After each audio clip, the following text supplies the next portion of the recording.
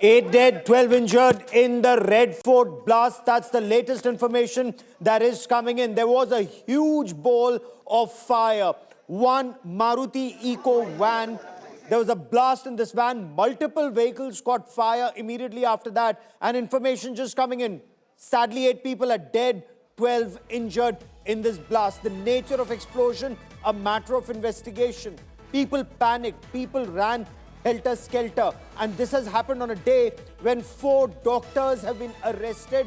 Overall, 8 people have been arrested in nationwide raids that have been carried out in Jammu and Kashmir, in Delhi, in Haryana, and in Gujarat. So nationwide raids. Is there a link to those raids and arrests where assault rifles and 2,900 kilograms of ammonium nitrate were recovered from 4 doctors from different locations? 8 people in all had been taken into custody. There's also a lady doctor. Is there a link to this explosion that has been reported in the national capital? So it was close to 7 when the first information came in of a massive blast near Red Fort. Immediately after that, the Delhi Police Special Cell, the National Investigation Agency, the National Security Guard Commandos, the NSG also has a National Bomb Data Center because they collate every information after every blast that comes in to see whether there is a signature in an explosion that can be matched with any past history, because the National Bomb Data Center has records of every blast in the country in the past, whether there's any signature. So 10 fire tenders were rushed. You see those images. That fire has now been brought under control, but sadly 8 people have lost their lives. 8 people have been brought dead to the Lok Nayak Jayaprakash Narayan Hospital in the national capital. 12 are injured, some are critical. The National Investigation Agency team has been rushed to the explosion site. The blast was reported around 7. Was this a VBIED or a vehicle-borne improvised explosive device? We still do not know. There is no official word or confirmation on the nature of the blast. But when you look at debris and the distance that debris traveled, it shows you the intensity or gives you an idea of the intensity of this explosion. A high-intensity explosion. Eyewitnesses reporting a huge ball of orange fire rising. I quickly want to cut across to India Today's Arvind Ojha, getting us the latest. Arvind, इस धमाके के बारे में और क्या जानकारी इस समय मिल पा रही है?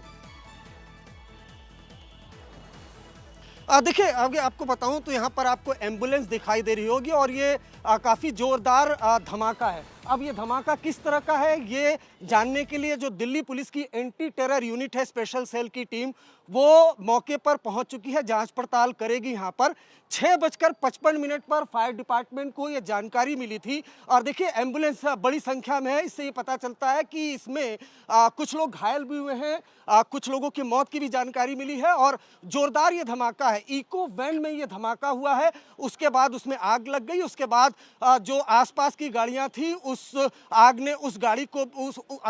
ने उन गाड़ियों को भी चपेट में लिया। अब नेचर ऑफ ब्लास्ट क्या है, इसके बारे में जानकारी जब यहाँ पर फॉरेंसिक की टीम आई है वो एविडेंस कलेक्ट करेगी। लेकिन जो सूत्र है वो बताते हैं कि जब यहाँ पर धमाका हुआ, ये सामने की तरफ हम आपको दिखाना चाहेंगे, यहाँ पर जब धमाका हुआ तो आसपास की जो स्ट्रीट लाइट है उसको भी अपनी चपेट में ले लिया है। चूंकि बेहद संवेदनशील ये इलाका है, लाल किले का पास में ही लाल किले, देखिए सामने की तरफ अगर आप देखेंगे तो ये लाल किला आपको दिखाई देगा और इसी के पास ये धमाका हुआ है। अब ये किस तरह का धमाका है, नेचर ऑफ ब्लास्ट क्या है, इसकी तफ्तीश स्पेशल सेल की टीम करेगी, फॉरेंसिक एक्सपर्ट की टीम यहाँ पर करेगी। तो फिलहाल की अगर बात करें तो ये जो जहाँ पर ये ब्लास्ट हुआ है उसको कॉर्डन ऑफ कर दिया गया। सामने की तरफ आप लाल किला देख पा रहे होंगे।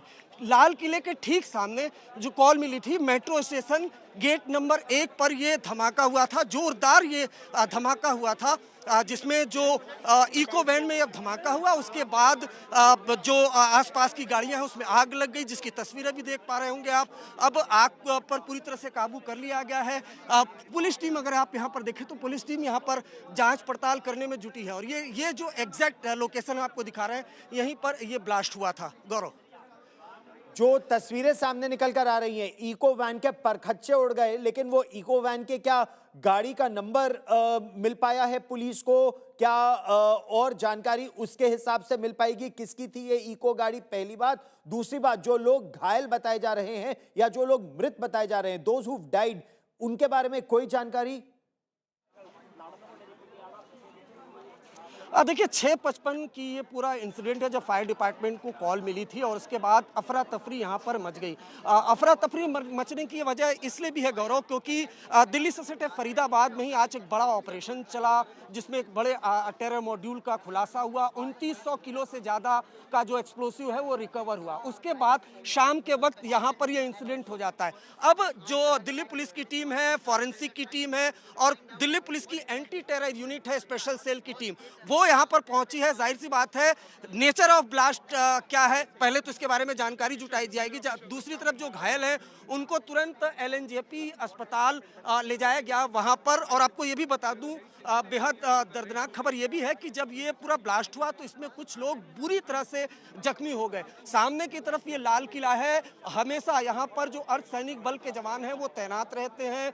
काफ़ी सुरक्षा के चाक चौबंद इंतजामात यहाँ पर होते हैं। और यहीं पर जो मेट्रो स्टेशन का गेट नंबर 1 है, वहाँ पर इको वैन में जोरदार धमाका ये हुआ था। जी गौरव, जोरदार धमाका इको वैन में हुआ, और यही बात क्योंकि आज सवेरे से बड़ी कार्रवाई चल रही है। And for the benefit of our viewers, I want to tell our viewers there were nationwide raids that were carried out in Jammu and Kashmir in a separate incident in Banaskantha in Gujarat, but in multiple instances, 4 MBBS doctors have been taken into custody.